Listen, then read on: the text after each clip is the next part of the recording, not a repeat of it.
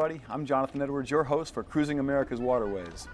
In this two-part program, we'll be traveling north on New York State's Oswego Canal to the Port of Oswego, the oldest freshwater port in the United States, where we'll visit some of the great marinas and attractions that are found here. Then we'll move out across Lake Ontario to Sackets Harbor, where I'll be doing an open-air concert for free. The following morning, we'll continue crossing Lake Ontario, truly one of the Great Lakes, on our way to Kingston, Ontario, Canada, where we'll spend the entire day. Now, this is a boater's paradise and our departure point for a visit to the spectacular Thousand Islands that dot the St. Lawrence River between the United States and Canada. Now, crew member Nancy's here and Captain James is at the helm, except when I take over. And here's crew member Nancy to guide us along this historic route that begins at Three Rivers. Nancy? The Seneca River flows in from the west. The Oneida River flows in from the east, and the combined rivers flow through the Oswego River, which is now also known as the Oswego Canal, to Lake Ontario, which is 24 miles north. Since this is a canal, the first lock at Phoenix came into view quickly. The white building just south of the lock, built in 1917, is now an informal museum featuring canal artifacts. A friendly boater appeared out of nowhere to help us tie up. A canal system employee greeted us and gave us helpful information about the canal and nearby attractions. The Oswego Canal has 7 locks. We entered the chamber and were lowered about 10 feet before exiting under a lift bridge, also controlled by the lock operator. From Phoenix, it was 9 miles to Fulton and Lock 2, before exiting to a second Fulton lock, number 3. This is an easy place to tie up, featuring a small municipal marina, stores, and fine dining within a minute's walk. Upon exiting, we encountered other boaters waiting for their turn to lock through. The Oswego River is one of a few rivers to flow north. A flock of birds passed overhead, flying south. Did they know something we didn't? 6 miles ahead, we came to Lock 5. That's right, Lock 5. There is no Lock 4. Original canal plans included a Lock 4, but it wasn't needed. Rather than redraw all the plans and relabel all the locks, Lock 4 became a phantom. The canal speed limit is 10 miles per hour. As we entered the lock, we could see the High Dam Hydro Station, one of 8 hydropower plants on the Oswego River, providing enough power for a community of 40,000 people. Exiting Lock 6, we caught a glimpse of the city of Oswego's skyline before arriving at nearby Lock 7. It usually takes about 20 minutes at each lock. Fenders, gloves, and a crew member make passage a breeze. Canal navigation is easy, and weather is rarely a concern. Since leaving Three Rivers, we have descended 118 feet. Lake Ontario, the 14th largest lake in the world, has come into view. The name Oswego is from a Native American term meaning pouring out place. The city of Oswego is located at the point where the Oswego River pours out into Lake Ontario.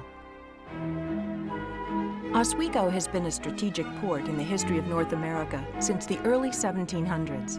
Today, it's both a commercial and recreational harbor. A large charter fishing fleet is based here, and there are several full-service marinas. At Admiral Woolsey's, Captain James enjoyed dinner with a genuine Oswegonian. Here's your good health, and I'm happy you're in Oswego. Welcome. The harbor is a wonderful place, and we have new slips. We got 200 new slips were put in this year. We had a waiting list, long waiting list. People wanted to come in and use the harbor for the same reason the British did, safe haven. And so we've been much in demand for boating, fishing. They finally got rid of the eels out of the Great Lakes after some idiot introduced them to get rid of the alewives, which were the food of the salmon. We're talking about the food chain here. When they finally got rid of the eels and the salmon were restocked, well, then the lake just gorgeous again, and fishing of all kinds. Bass, salmon, anything you want. Over there you'll see we have the last, the only vessel remaining in the world that participated in the D-Day invasion. Oh, really? It's a tug.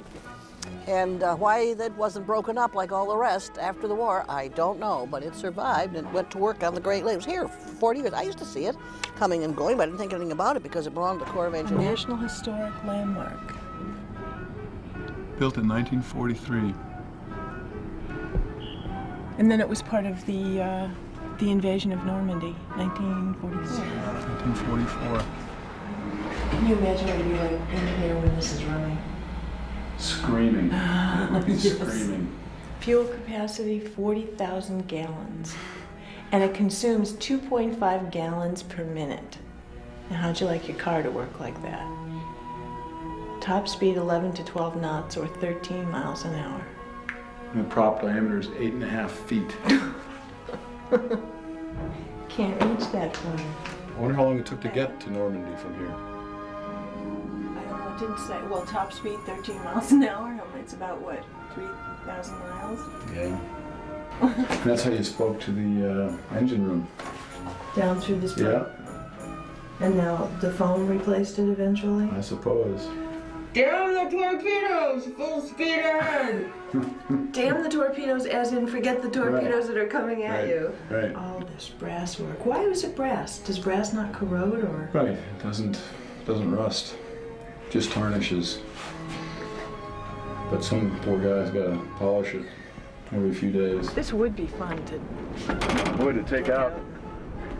Take out for A little of Sunday hours. afternoon cruise. Fort Ontario was built by the British in 1755 and rebuilt several times. Today, it offers visitors a glimpse of life here during the mid-1800s.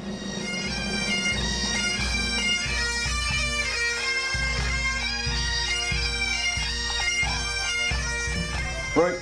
Hey! Forward! March!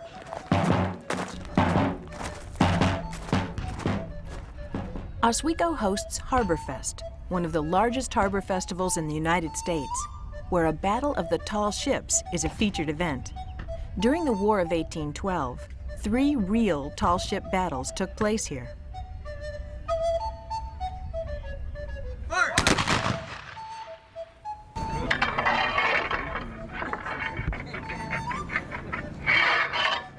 Clear! Fire!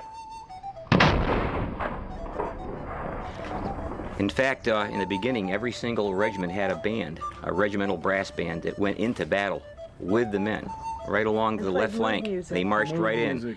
Oh yeah, little it's accompaniment all to the spirit. carnage. Yeah, all spirit. Yeah, yeah. And then when the musicians started getting shot, they started complaining, saying, "Hey, The Union is dead set against that.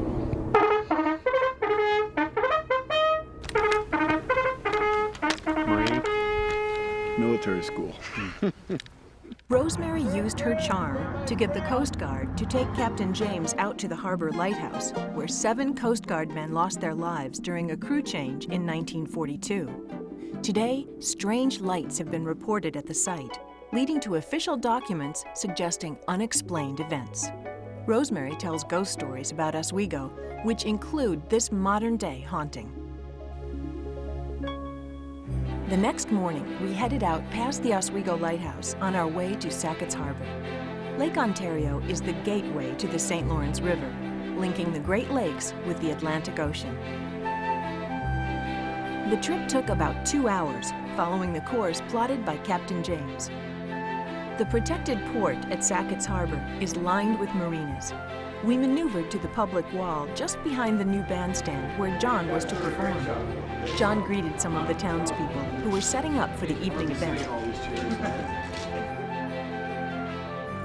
Within a short walk was Sackets Harbor Battlefield State Historic Site, commemorating this location's importance as a naval center during the War of 1812. The Heirloom Garden provides visitors with a look at the varieties of vegetables and herbs that were grown during the early 1800s, including Jacob's cattle bush beans, ladyfinger potatoes, and Prince Albert peas. Interpreters reenact the camp life of the common soldier during summer months. Architecture is one of the community's charms. This stone tower, constructed in 1892, held 55,000 gallons of water and served as an observatory. On the outskirts of town is a marina and restaurant at the Madison Barracks.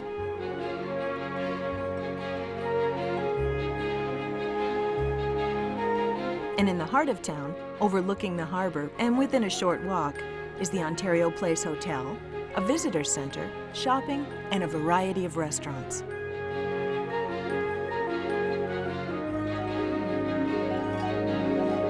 As the sun set over Lake Ontario, an audience was gathering at the bandstand for John's concert, one of many entertaining outdoor events held each summer.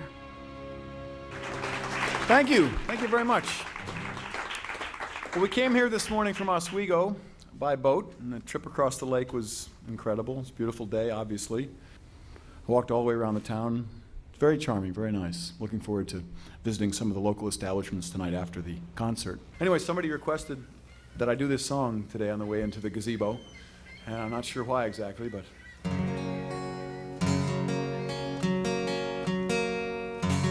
I came to play and I aim to please, so here it comes.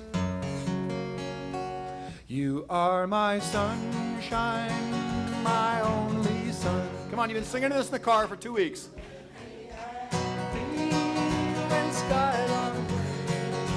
Hey! You'll never know how much I love you, but please don't take her ever away.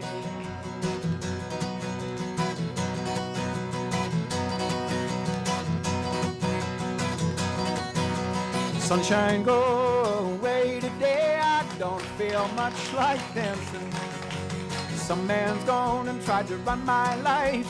You don't know what he's asking. When he tells me I better get in line, I can't hear a word he's saying. Hey, when I grow up, I'm gonna make it mine. But these ain't dues I've been paying. Sing it with me, you know it. How much does it cost? I'll buy it. The time is all we lost. I'll try it. He can't even run his own life. Be damned if he'll run mine. Sunshine, sunshine, go away. I don't feel much. So that's who this guy is you brought me out to see tonight.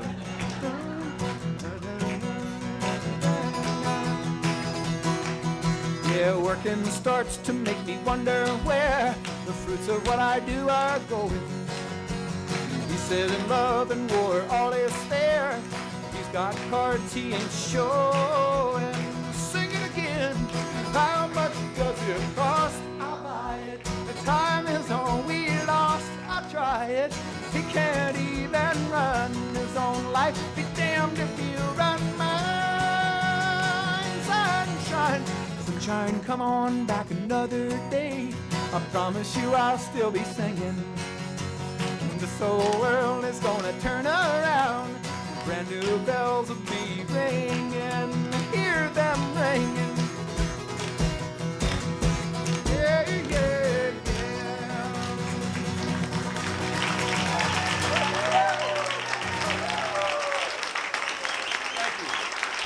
Thank you. Thanks so much. We'll take a little break. It's been fun here playing for you. I appreciate you coming out tonight to our little party. And you all have a nice gazebo here to work from now. We've christened it right.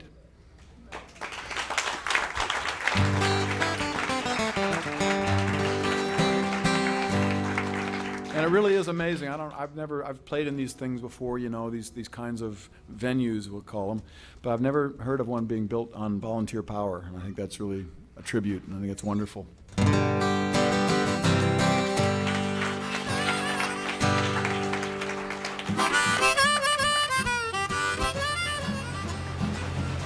Well, this morning finds us pulling out of Sackets Harbor, where last night I did a concert, and a couple hundred people in their new band shell that they erected with volunteer help, and it was a nice, really nice night.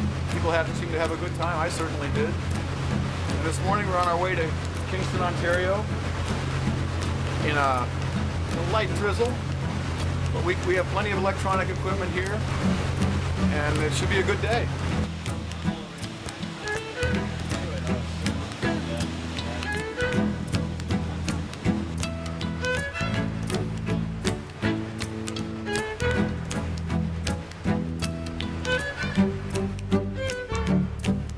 Simcoe Island right there. Oh, we're going inside here like that? Yeah. Okay. Go 330. Yep. Here we are coming into Kingston. Between the breakwater and the channel markers and the fort over there. The Flora MacDonald Confederation Basin is a municipal marina with over 300 transient slips adjacent to the historic waterfront district. Everything a boater could desire is within walking distance.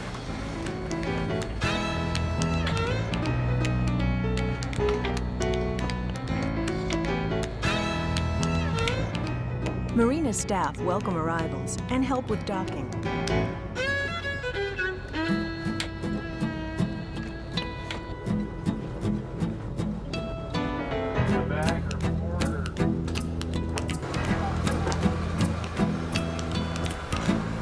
Yep, looks good.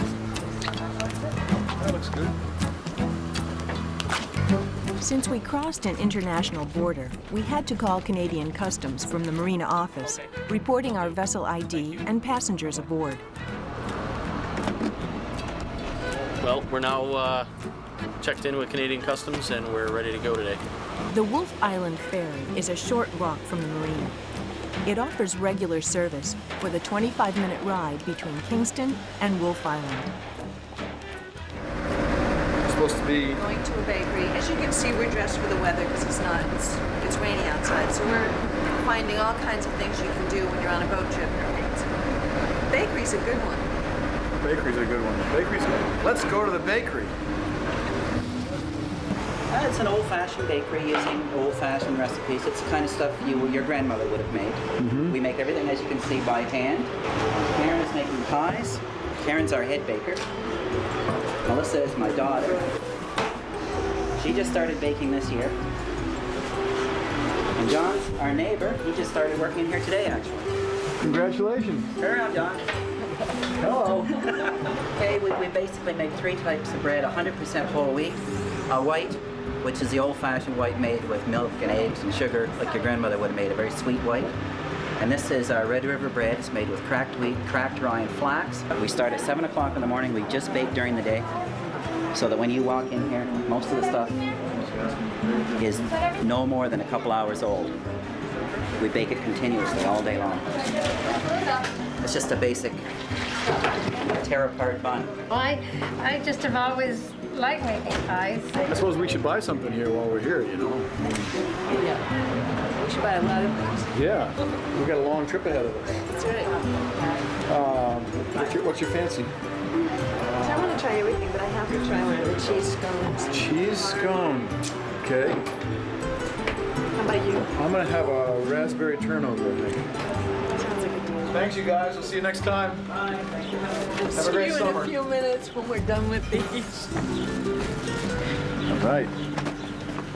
Entry to the historic 126-mile Rideau Canal is north of the marina. It links Kingston and Ottawa, the capital of Canada. At the end of the War of 1812, it became known that should the war have progressed any longer, the American military forces would have cut the St. Lawrence River, which was the supply line between Montreal and the naval base at Kingston. Had that been done, Canada would have become, I forget which state it would have been at that particular moment in time. So it was decided that there needed to be a safe inland navigable water route to move troops and ships from Kingston. And this is why Lieutenant Colonel John By was sent here, was to build the Rideau Canal. And I mean, he did an absolutely amazing job. He pushed a system that's 122.5 miles long through the Canadian wilderness in only 5 years, which is just incredible. Like, I mean, it's a part of the history of this country, and that's why it's important that it be preserved. I mean, if you have a look at each one of the stones that's in the lock wall, each one of the stones weighs between 1 and 2 tons. So you can imagine, I mean, today, it takes us almost a year to rebuild one lock chamber, and that's using all the modern equipment we can possibly muster. Whereas 166 years ago, it was all done by hand using simple levers, cranes, oxen, and this type of thing. So I mean, it's an absolute incredible achievement for them to be able to do that. Every one of these locks is operating exactly the same way it was 160 years ago when Colonel By built them.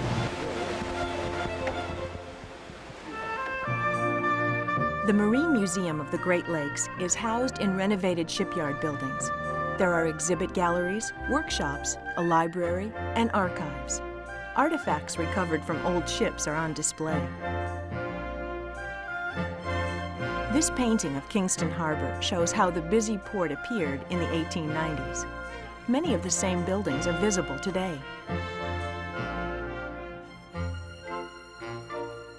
The Alexander Henry, a retired Coast Guard ship now docked at the museum, serves as a unique bed and breakfast. Nearby Fort Henry is a museum of British and Canadian military history.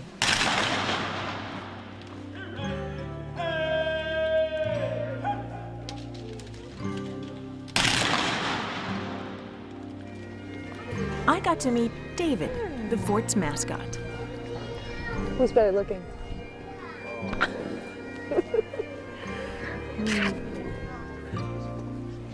I'm standing here with Colin of the Fort Henry Guard, one of the bagpipers here. How many bagpipers do you have here?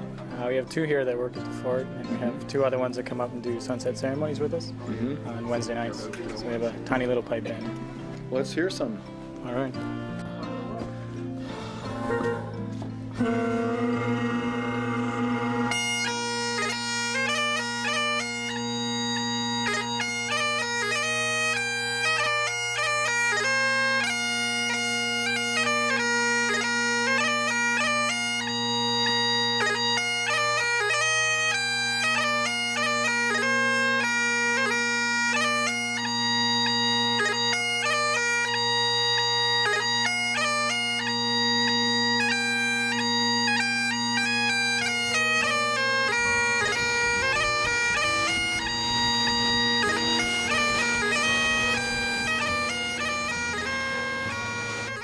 Well, we finally made it here to Gananoque, and we had a wonderful day on the river.